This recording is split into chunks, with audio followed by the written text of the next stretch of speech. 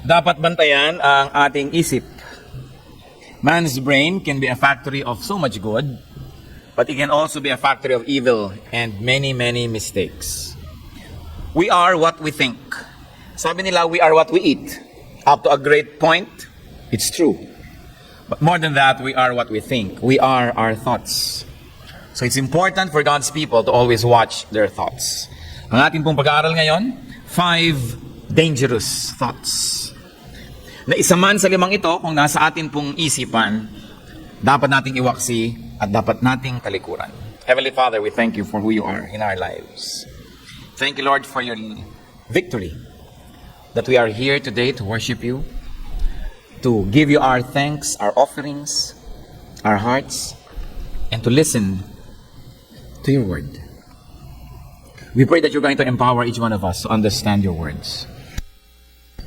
That your words will be light, medicine, salt, guide to all of us. Nawa, Panginoon, ay mangusap po kayo ng may kapangyarihan. You have given us free will, but we surrender that will to you now, and we ask you, Father, to let your will be done. Preside over this activity, and may you speak to us powerfully. In the name of Jesus, we reject, we rebuke, and drive away any presence of evil. We ask you, Holy Spirit, to give us powerful filters so we can choose the truth from lies. And we want only the truth from you, O God. Lead us. Teach us to rediscover our weaknesses so that we may get rid of them. Teach us, Lord, to reassess our lives. And now, O Lord, to examine our thought life. Lead us. Teach us, Father. In the name of Jesus, your Son, our Lord, we pray. Amen. 5 dangerous thoughts. Kung meron po tayong makikitang isa man lang sa 5 na ito na nasa buhay natin, sulit ang ating pag-aaral. Sapagkat napakahalaga na laging suriin. Kung paano tayo nag-iisip, ganun tayo nagsasalita, ganun tayo kumikilos, ganun tayo nabubuhay. One great lie that must be corrected is the thought that security is found in connections or position. Many people develop great networks in their lives, relationships with people, so that they'll feel secure.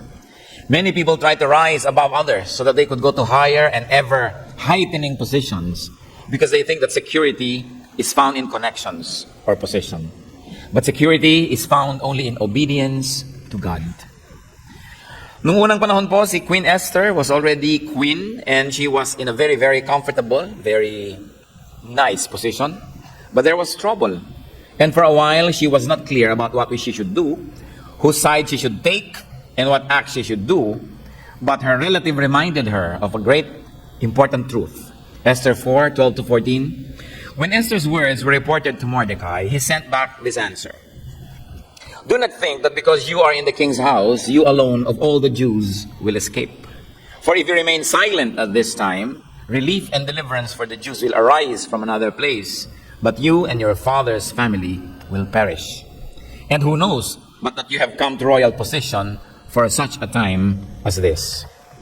The king was deceived into making a very harsh decree that the Jewish people would be destroyed. At yung mga Jewish people po noon ay mga aliens lamang, mga sakop, captives, mga bihag sa isang mas malaking empire. And Esther became queen of that empire. Well, one of the wives of the king anyway. At nung nagpadala sa kanya ng mensahe ang kanyang kamag-anak na kailangan, you must represent us before the king and you must speak. Pero sabi ni Esther, hindi ako pinapatawag. Paano yun? Hindi naman pwedeng lumapit sa hari ang hindi tinatawag. So parang hindi ako makakatulong. So sabi nitong si Mordecai, baka akala mo kung queen ka, nakatira ka sa bahay ng hari, maliligtas ka. Pag hindi mo ginawa ang dapat mong gawin bilang anak ng Diyos, hindi ka nagsalita ng dapat mong sabihin, ikaw at ang iyong mga kamag-anak ang malilipol at ang Diyos ay pipili ng ibang magagamit niyang instrumento para tulungan ang kanyang mga anak. So, Mordecai was reminding Esther that you should not feel secure just because you're queen. You should not feel secure because you're in the royal household. But you must obey God's voice and do what is right. Kahit po sa atin ngayon kuminsan, marami mga tao ipinagbibili na ang kanilang kabanalan, ang kanilang espiritu, tumaas lang ang posisyon, magkaroon lang ng mga connection because they think they'd be secure when they are well connected. But our true security is being connected with God. Security is in obeying God's will. It is not in our position, not in our wealth, not in our possessions, but in obedience to God's will. Because God is God. Hindi naman mahirap isipin na ang God ay God, therefore siya lagi ang magwawagi. Although at times, it seems like the enemy can win. Pero hindi yun ang totoo at hindi yun pwedeng magtagal. Matthew 7:24-25, the Lord even illustrates what security can be. Therefore, everyone who hears these words of mine and puts them into practice is like a wise man who built his house on the rock. The rain came down, the streams rose, and the winds blew and beat against that house. Yet it did not fall, because it had its foundation on the rock. Nagbigay po ang Panginoon ng kwento, dalawang uri ng listeners, yung sumusunod sa kanya at hindi. Inihalin tulad niya sa dalawang uri ng gusali. Yun daw hindi sumusunod sa kanya ay parang bahay na ipinatong lang sa buhangin. Nung bumagyo, bumaha, humangin, siyempre naggalawang buhangin dahil hindi yun stable, nagiba ang bahay. Pero yun daw nakikinig sa kanyang salita, parang yung bahay na nilagay sa bato, sa ibabaw ng mataas at solid na bato. Umulan, bumaha, humangin, nakatayo pa rin ang bahay. Dahil siya ay nakatindig sa bato, sa katotohanan, at sumusunod siya sa Diyos. You want to be secure in life? Obey God. There is so much insecurity around us. Emotional, physical, mental, intellectual insecurity, spiritual insecurity, and the answer is still Jesus and obedience to God. So don't ever think that security is in positions or connections. Although it's not wrong to have a good position and many connections. Pero dapat icing lang yan sa cake. You know how empires come and go. You know how great people fall. There is no one secure when it comes to just position. But security is in obedience to God. Is there any area of your life that God is asking to be obeyed? And we are disobeying precisely because we want to be more secure. What do you think? That by obeying God, you will be more insecure or more weakened? Obey God. Another dangerous thought that seems to be prevalent in society and must definitely be never, ever found among God's people is to take advantage of the weak. To take advantage of people who are not strong. Zechariah 7:10, do not oppress the widow or the fatherless, the alien or the poor. In other words, the widow, the fatherless, the orphan, the foreigner, the poor, share a common denominator. They are weak. Hindi sila malakas, sila'y mahina. Mga balo, mga ulila, mga banyaga, at mga maralita. In a manner of speaking, Zechariah is saying, do not oppress the weak. Do not take advantage of the weak. Nangungutang na nga dahil gipit na gipit, papatawan mo pa ng pagkalaki-laking interest. Hindi you're taking advantage of somebody's weakness. Dala-dala na nga sa iyo yung hikaw, yung alahas, ibinebenta dahil magpapagamot, lalo mo naman tatawaran ng tatawaran at babaratin ng babaratin. Kaya nga, nagbebenta yung tao dahil nagigipit. Maraming mga tao pagka nakakita ng weakness, sasamantalahin. Kaya po maraming mga bata abused. Kuminsan abused ng sariling magulang. Verbally abused. Abused kung minsan ng pangalawang asawa, pangalawang husband, pangalawang wife. Abuse kung minsan ng mga pinapakitirahan, ng mga tiyo at tiya. Because children don't know any better. Hindi nila alam ang mga pwede nilang lagyan, tayuan at posisyon, kaya madali silang pagsamantalahan at kawawain. Kaya maraming mga mangmang ang naaagawan ng mga lupa at mga ari-arian, pinagsasamantalahan ng marurunong. Ang karunungan ay dapat ginagamit para ating arugain at tulungan ang mga mangmang, hindi sila para pagsamantalahan. Kaya nakikita natin po yung mga illegal aliens sa ibang mga developed economies. Palibas at alam ng mga employer na wala itong visa para magtrabaho o wala itong work permit, babayaran ng kiliit-liit sa kalaki-laking ginagawa. Pagsasamantala sa isang mahina. Because when you have no legal personality, you're very weak. Kahit sa mga magnobyo at magnobya, nangyayari ito. Lagi na lang napakatigas ng loob ng isa kasi alam niya, nasukat na niya na yung boyfriend niya laging susuko. Kaya ang lakas-lakas niya loob makipag-away. Kahit naman ayaw niya makipag-away, gusto na rin niya makapagkasundo, pero alam niyang mas maunang susuko ito kasi mas mababa ang loob, mas mahina ang loob. Kaya lagi na lamang na kanyang pinagmamalupitan. Samantalang kung alam mong mahal na mahal ka niya at hindi makatiis na wala ka, dapat mga lalong mahalin hindi pagsamantalahan. Dahil alam mo. O hindi ba hinihintay ka niya, hayaan mo maghintay, hindi aalis yan. Hindi ba dapat nating lalong pahalagahan yung nagpapahalaga sa atin? Kaya yung mga magulang, hoy, pagtayo niyo anak pag ikinasal, tapakan mo siya ha. Una mong ilabas yung paa mo sa pinto ng simbahan para makaya mo siya. Sa kagustuhang kayanin ng kapwa. Sa halip na ituro ang mabuti na o magsunuran kayo sa isa't isa at ikaw ay sumuko sa kanya at sumuko siya sa iyo. Ang itinuturo ng mga kamag-anak ay ikaw ang magwagi, ikaw ang kailangang mamayani. Kita nyo kung ito ay iisipin ng isang tao sa kanyang mapapangasawa, sino pa ang hindi niya pagsasamantalahan pag nanghina? Kaya may mga teachers na napagsasamantalahan ng mga estudyante na gustong pumasa pero ayaw naman mag-aral. Because people take advantage of the weak. Sa mga magkakaibigan at magkakabarkada, lagi nilang merong isang mascot, laging merong isang para siyang payaso. Isa siyang lagi nilang inuutusan, binibiro, binabatok-batukan, kinakawawa. Samantalang mabait tayong tao, kaya nangyayari yun. Shouldn't we value that person all the more? But you know, if water follows the path of least resistance, well, it's because it is water. But people who have values, especially Christians, must never do that to pressure those that can be pressured, but to take care of the weak. Exodus 22:22 to 24. Do not take advantage of a widow or an orphan. If you do and they cry to me, I will certainly hear their cry. My anger will be aroused and I will kill you with a sword. Your wives will become widows and your children fatherless. Siyempre, weekend yung mga widow. Lalong-lalo hindi sila dating naghahanap buhay, bigla ngayong namatay ang asawa. They are very, very compromised. All the more na dapat lagi silang tulungan at alagaan.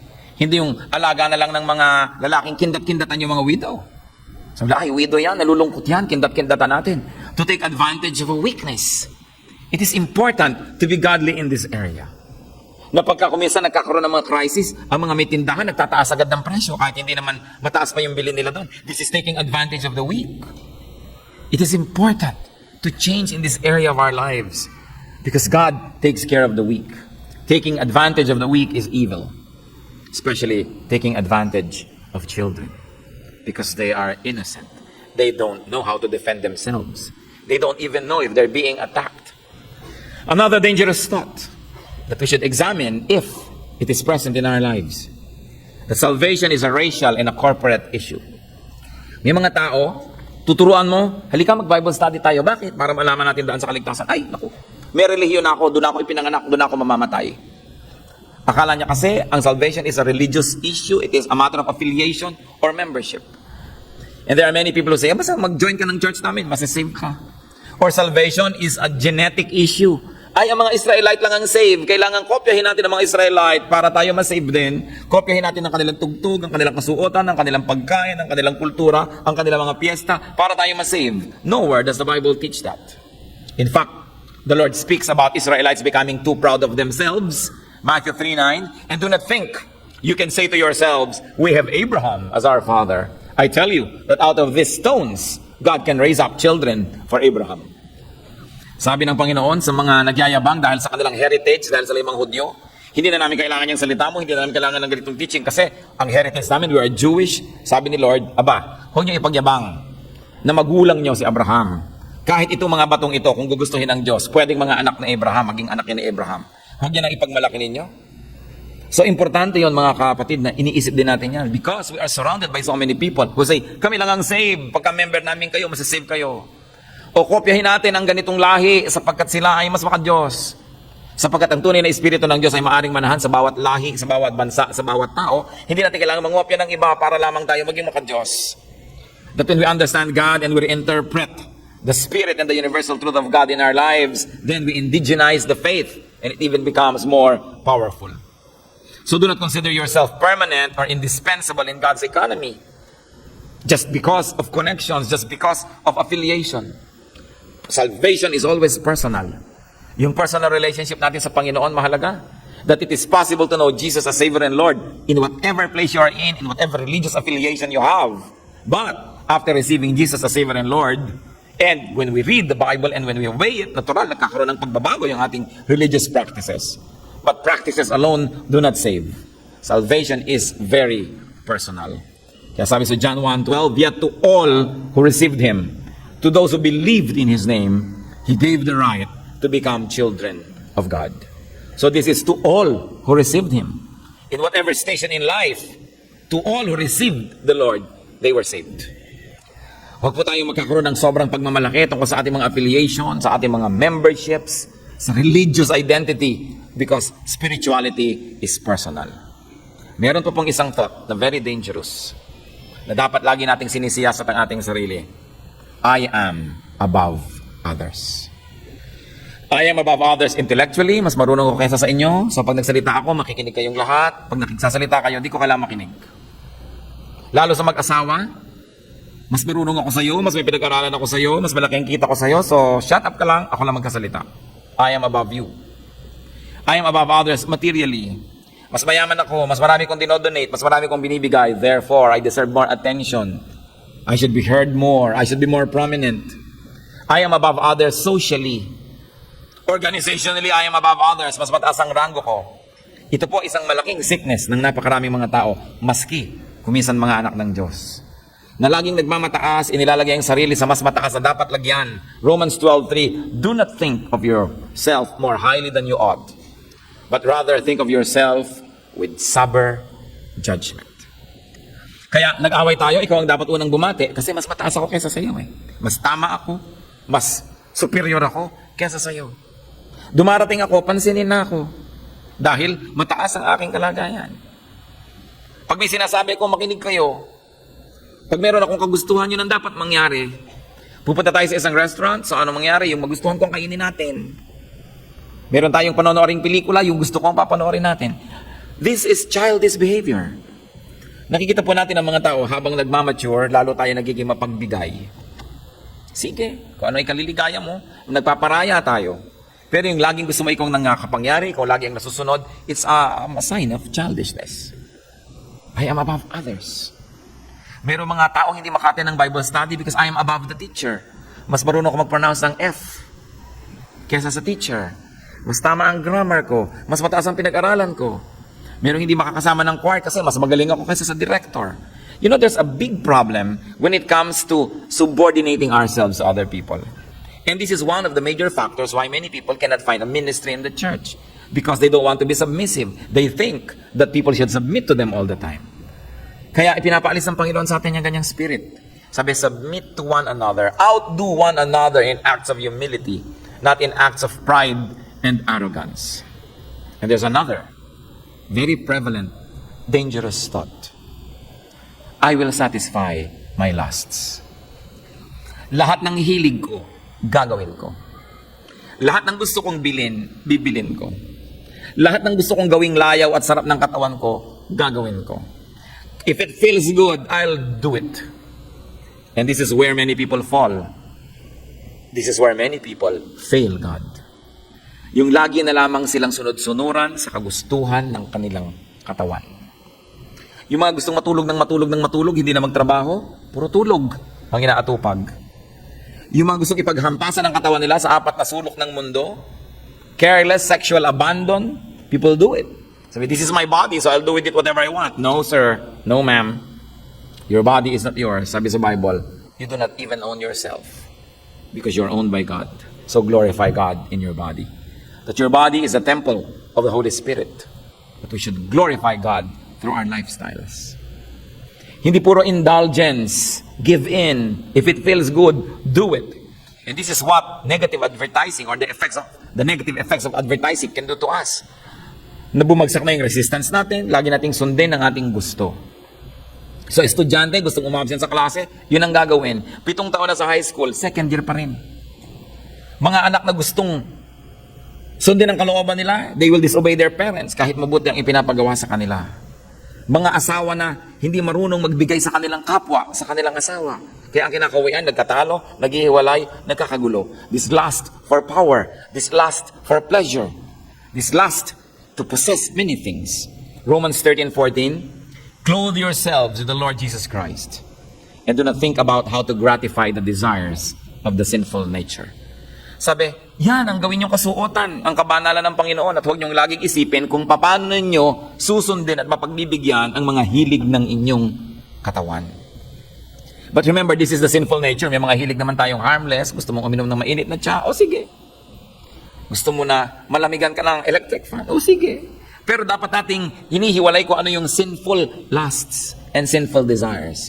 That which cause us to use others and treat other people as just instruments in pleasing ourselves. It is not glorifying to God. That which violates God's moral law.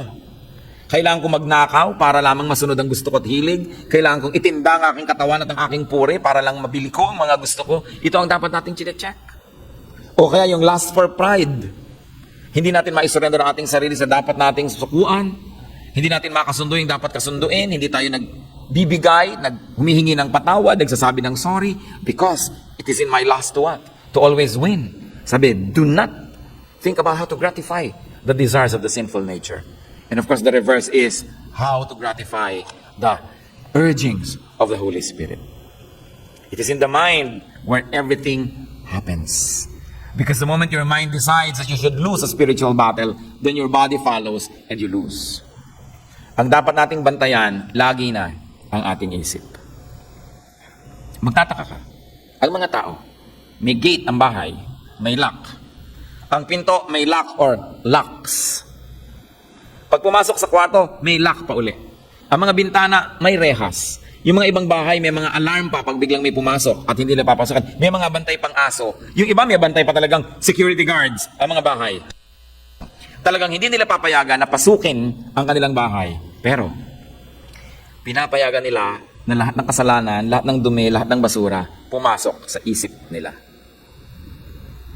May bantay pa daw sa pinto, may rehas pa daw sa bintana, pero kahit ano na lang makita sa TV, kahit ano na lang makita sa pelikula, kahit anong mabasa, sa mga signboard, madinig, sa mga radyo, sa mga advertisement, kinakain lahat, pinapamuhay lahat. Ayaw nila na nababiolate ang kanilang private space, pero pag may nagbubulong na, gumawa tayo ng mali, gumawa tayo ng masama, pinapayagan nila pumasok sa tenga nila. Wala man lang proteksyon ang isip. Wala man lang barrier, walang bakod. Lahat na lang ng pwedeng marumi at kasalanan, pwedeng tumambak sa isip. And remember this, pag matagal na iniisip, pag laging nadidinig, ang tendency, sundin. Kaya mga advertisements, nagbabayad sila ng malaki, paulit-ulit yung message nila, kasi pag laging nadinig, tumatanim sa utak, at mamaya, hindi ka na nag-iisip, pag nasa supermarket ka, pinipick up mo na yung produkto na lagi mong nadinig na ina-advertise. Kaya mahalaga, mga kapatid, babantayan natin ang ating isip. Sino ang mga tao na ginagamit ni Satanas para bulungan kayo ng kung ano-anong mga temptation? Bubulong-bulong sa'yo, hoy, gawin natin to. Gimmick tayo. O ito ang payo ko sa'yo, kailangan itong gawin mo. Fini-filter po ba natin yan? May salaan ba tayo? Ang salaan natin dapat ang salita ng Diyos. We say, well, what you're saying is really against Matthew 7 verse 2. But wow, we're talking. Pag sinasabi mo na yung sinasabi mo, hindi yan biblical. It is precisely against Zechariah 3:7. Yung alam mo, dapat kasi alam nating bantayan ang ating isip. Sapagkat si Satan, walang gagawin niya na direct. Hindi naman niya hahawakan yung kamay mo para ipasampal ang yung kalaban. Kakausapin niya ang yung isip. At sa dami ng nakita mong mga drama na sampalan, ang tendency mo talaga, manampal ka na rin. Sa dami ng napapanood mo kung isang drama ng mga yung sobrang witty, kunwari, yung mga salita na nakakapagpababa ng kapwa at nagpapataas sa sarili, cutting others and elevating oneself, ganyan yung mga script ng mga drama. Marami kang mapapanood ng mga tao ngayon sa tunay na buhay, ganun sila magsalita. Magkano ka? Doble mo. Aba, pang TV ang script nito. Di ba? Yung iinsultuhin yung kapwa ng katuloy-tuloy na non-stop na pagsasalita, pang Sharon ko na yan, script ito Pero kapapanood, lumalabas sa bibig. Kaya dapat sabi natin, pelikula lang yan, hindi yan totoo. Pero pag sinabi natin na ito ang gagawin ko, sobra ang effect sa atin ng media. Dapat bantayan. Dinidiktahan tayo, sinisigawan tayo, kinakausap tayo every waking moment. Kahit saan ka tumingin may billboard, kahit saan ka makinig na radyo, may nadidinig kang commercial. Manood ka ng TV, puro commercial. Tingnan mo yung magazine, puro advertisement. They all like to sell. And do they care if you have to sell your soul just to be able to buy their product? They don't. Kaya dapat po pinipili natin. Sino mga nakakausap niyo madalas? Pinipili niyo yan because whether you like it or not, people you talk with will influence you. Yung lagi niyong kausap, lalo't lalo kayong kinakampihan. Be wary of people who always take your side. Ang nanay ko kasi ganito ang nanay ko aswang, ang nanay ko manananggal, ang nanay ko kumakain ng atay, etc. etc. Yun ang makausap mo talaga, evil yung nanay mo, evil talaga siya, evil siya. So ano mangyayari sa'yo? You will hate your mother. Dapat ang kinakausap natin yung may mga nagbibigay ng balance. No? Ang nanay ko, ganyan. Sabi, hindi naman siguro. Yung nanay mo naman ganyan. Ay, maghanap ka na kausap mo. Ayaw ko na sa'yo. Usually, ayaw mong kausap yung kinokorek ka Pero alam niyo mga kapatid, pag may nagkokorek sa atin, mahalagang kausap yun. Nabibigyan tayo ng balance. Huwag tayo laging humahanap ng kakampi. Kasi pag lagi tayong kinakampihan, lumalaki lang ating ulo, nabiligaw lang tayo ng landas, nawawala tayo ng balance. Value people who disagree with you, especially when they have to. These are your good advisors, and these are true friends. What is in your mind? What do you allow to enter your mind? Gusto natin ng pagbabago? Ang kailangan natin ay pagbabagong loob, pagbabago ng pag-iisip. Sapagkat ang lahat na ipapanalo o na ipapatalo dito. Mga kabataan na lagi na lamang niyayaya ng boyfriend na magbiglang liko. Kailangan ang laman ng isip natin, yung salita ng Diyos, yung pangkontra sa mga maling mga sinasabi ng mga malalapit sa atin. At lagi nating, we will have to treat with suspicion people who are close to us. Because they can influence us so much more than people who are not close to us. And usually people who are close to us have access to our hearts, to our minds. We hardly ever become defensive when they speak. We hardly ever become curious examiners of what they say because they have gained our trust. Kaya lagi din tayong sinusuri dapat yung mga taong pinagtitiwalaan na natin. Pwedeng sila ang maging daan para tayo madaya. Just like how Peter was deceived by Satan. Katulad ng sinabi ni Lord, pupunta ako sa Jerusalem, I'm going to die there, I'm going to suffer. And sabi ni Peter, Lord, I will not allow it. It must not happen to you. Sa biglang tingin, mukhang mabuti dahil mapagmahal siya sa Panginoon. Pero kung ang Panginoon ay hindi namatay para sa atin, di walang salvation. Kaya ang sabi ni Lord kay Peter, get behind me, Satan. You are not on the side of God, but of men. And this is Peter. Kung pwede siyang ma-deceive. Para maging instrument siya to possibly deceive the Lord. Kaya lang si Lord may filter. Alam niya agad, satanic thought yan, Peter. It doesn't belong to this conversation. It must not even be considered. So pag may nagbubulong po sa atin, may nagsasabi, lalo yung parang kakampi natin, gusto niya tayong mapabuti, sa biglang tingin, pinifilter pa ba natin yan? Hindi yata magandang suggestion mo sa akin. May mga babae, ako, problema ko, asawa ko, ganito, ganyan.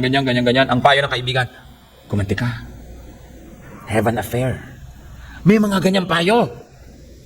May ganyang mga payo. Kasi yung mga babaeng ito na meron ding affair, gusto nila pare-pareho na lang lahat ng babae sa paligid nila na may affair din para tabla-tabla na. So sinasabi mo dapat sa kaibigan mo, get behind me, satanic ka. You are not on the side of God. You are not even on my side. Namang problema lang ako dito, pero itutulak mo ako. You know? Sa mas malaking problema. Mga kaibigan na, may problema ka pala sa mga parents mo, halika, drugs muna tayo. Di ba? Yan ang mga payong hindi masasabing, dapat mong pakinggan. Careful. Every human activity begins with a thought. For instance, you're here because you thought of coming here. I don't know when you decided to come here. Maybe last week, maybe kanina, maybe kahapon, but you decided to be here. That's why you're here. Kahit masabi yung pinilit lang kasi ko nitong katabi ko, ililibre daw ako ng lunch pagkatapos. Pero nag-decide ka pa rin na sumama. Hindi ka naman pwede buhatin at kalad ka rin at tutukan ng baril para magpunta rito. At kahit tinutukan ka pa rin, pwede ka mag-decide na magpabaril o sumama. Diba? Pero you have to decide. That's why the battle happens in the mind. And most of the time, even God's people are not always conscious of that. That the mind is a battlefield. Pag sa mind level, thought level, natalo ka na, lahat ng mangyayari sa physical level, susunod lang sa decision na yon. But in your mind, pag nag-decide ka na, susunod din ang iyong katawan kung tama ang iyong gustong gawin. Control the thoughts and you control life's direction. You control the activity. You control the outcome. Kung minsan may mga magsasabi, Pastor, litong-lito na po ako kung saan-saan po napupunta ang buhay ko. Aba, hindi mapupunta ang buhay mo sa ganon kung hindi ka nag-decide na sumunod doon. Makiayon, makianod, sumama. Kaya magulong buhay mo kasi magulong isip mo. Kaya naligaw ang buhay mo, naligaw ang pag-iisip mo. Kaya napatama ang buhay mo dahil napatama rin ang iyong pag-iisip. So it all starts with the mind. Therefore, we have to be very careful. Alam niyo po, merong mag-asawa nung panahon ng first generation Christianity, first century Christianity. May need ang church, so itong mag-asawang Ananias and Sapphira, tulad ng mga ibang mga members ng church, they decided to sell a property so that they would give the proceeds of that sale to the church because the church had a need. At matapos makapagbenta ng property ang mag-asawang ito, nagpasya silang dalawa na dayain ang church.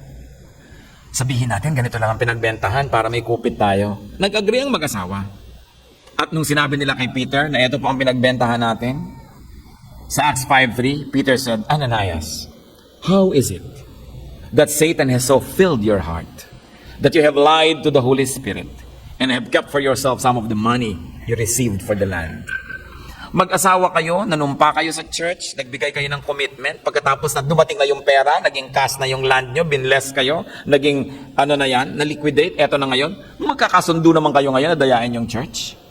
At alam nyo yung mag-asawa po na yon, namatay sila nung araw na yon. They dropped dead in front of everybody.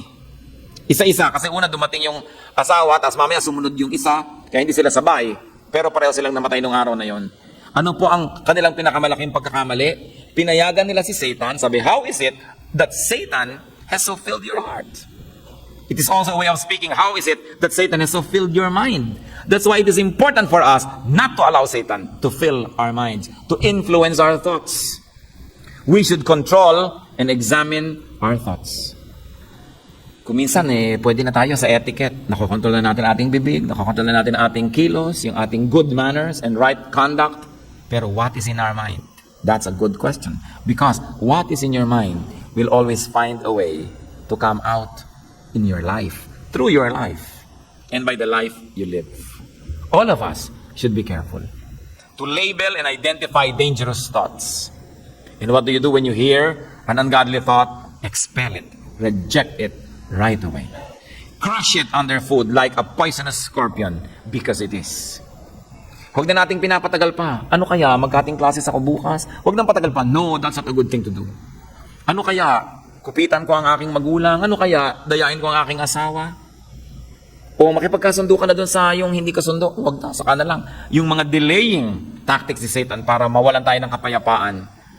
Kita niyo po yung mga pamilya na nagkakaayos-ayos, nagkaka-reunite because they decide in their minds that they would do the right thing. And then they begin to benefit.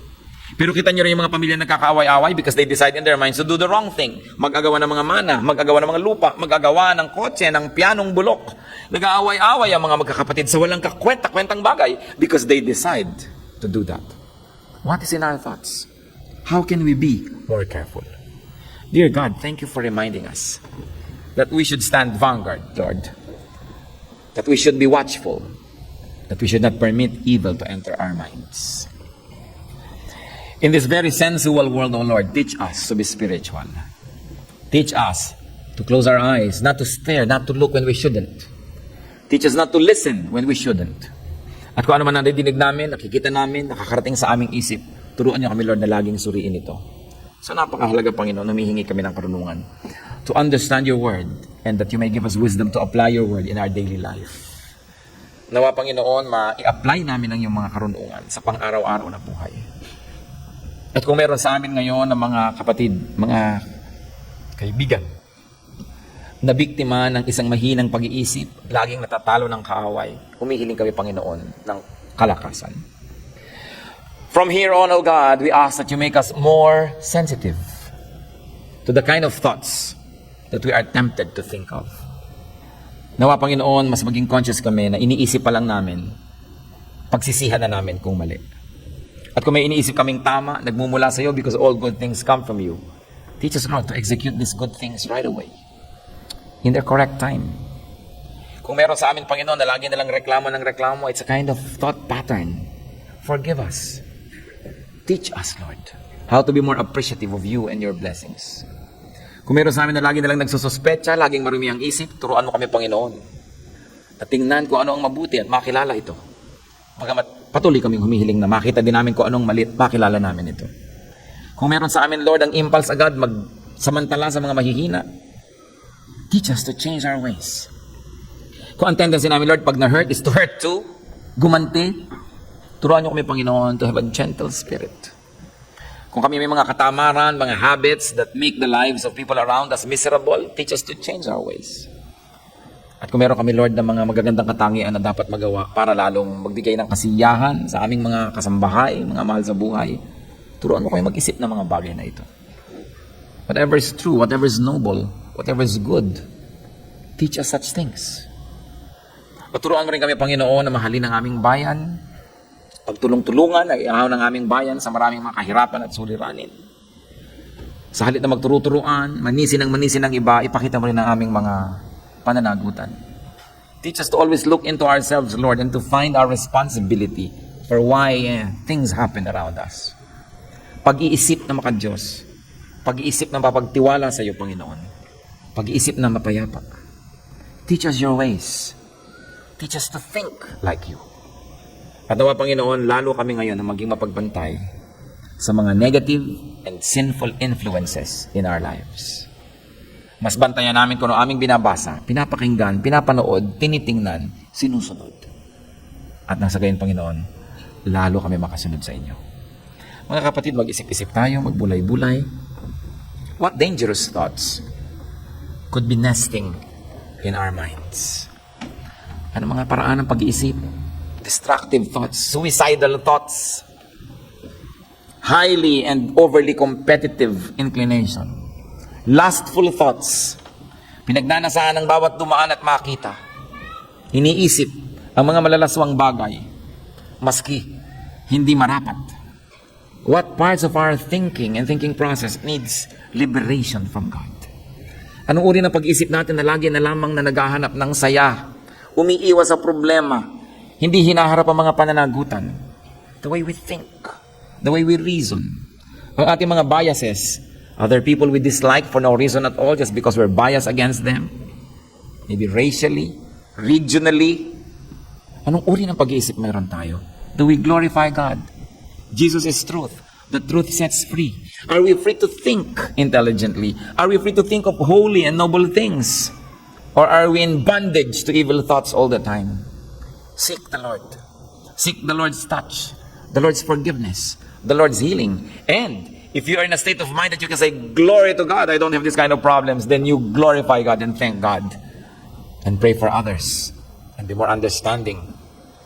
And be more accommodating. This is a spiritual battle.